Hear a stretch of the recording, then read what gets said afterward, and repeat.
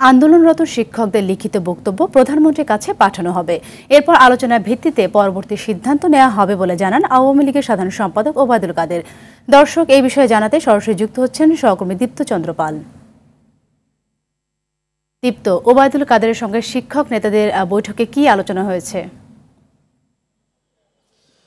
সাথে আপনি যেমনটি বলছিলেন, বেলা 11টায় কিন্তু শিক্ষক যারা আন্দোলন করেছেন, আন্দোলনরত শিক্ষকদের একটি দল, 13 জনের একটি দল কিন্তু ওবায়দুল কাদের সহ আওয়ামী লীগের যে সিনিয়র নেতারা রয়েছেন তাদের সঙ্গে কিন্তু বৈঠক করেন। প্রায় 2 ঘন্টা কিন্তু বৈঠক হয়। বৈঠক করে আমরা তাদের সঙ্গে জানার চেষ্টা করছিলাম আসলে যে এই যে শিক্ষকদের আন্দোলনের কারণে যে শিক্ষা ব্যবস্থা যে স্থবিরতা বিরাজ করছে বা কর্মবিরতি চলছে, এই বিরতিটা আসলে কবে নাগাদ ঠিক হতে পারে। তারা কিন্তু জানিয়েছেন যে আন্দোলনের পরে যে বৈঠক কিন্তু ফলপ্রসূ হয়েছে এবং যে তাদের যে শিক্ষক সমিতির ফেডারেশন রয়েছে সেখানে কিন্তু আলোচনার মাধ্যমে পরবর্তী সিদ্ধান্ত জানানো হবে। এবং তারপরে কিন্তু আওয়ামী লীগের সাধারণ সম্পাদক ওবায়দুল কাদের আসেন বৈঠকে।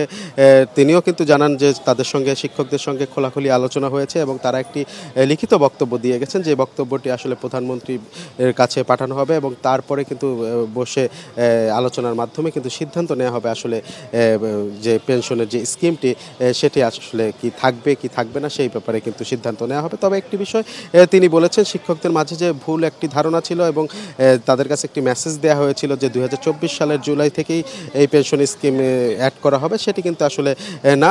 ওবায়দুল কাদের আওয়ামী লীগের সাধারণ সম্পাদক তিনি কিন্তু স্পষ্ট করেছেন আসলে পেনশন স্কিমটি 2025-এর জুলাই থেকে কার্যকর হবে। এই যে ধারণাটা ছিল, এই শিক্ষকদের 3টি দাবির ভিতরে এটি একটি দাবি ছিল যে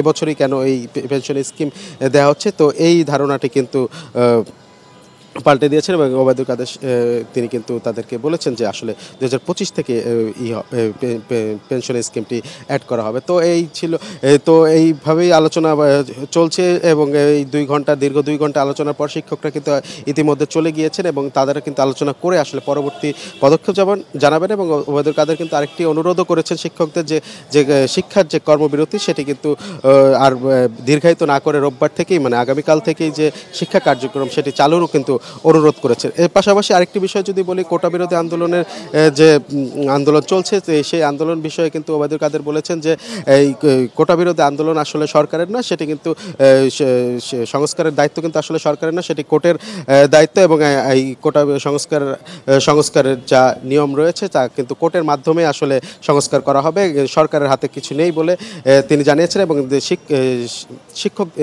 শিক্ষার্থীদের যে আন্দোলন সেই আন্দোলন আসলে যৌক্তিক নয় বলে তিনি জানিয়েছেন। তো সাথে এই ছিল ধানমন্ডি 3-এর আওয়ামী লীগের রাজনৈতিক কার্যালয় থেকে সবশেষ তথ্য। সাথে অসংখ্য ধন্যবাদ আপনাকে।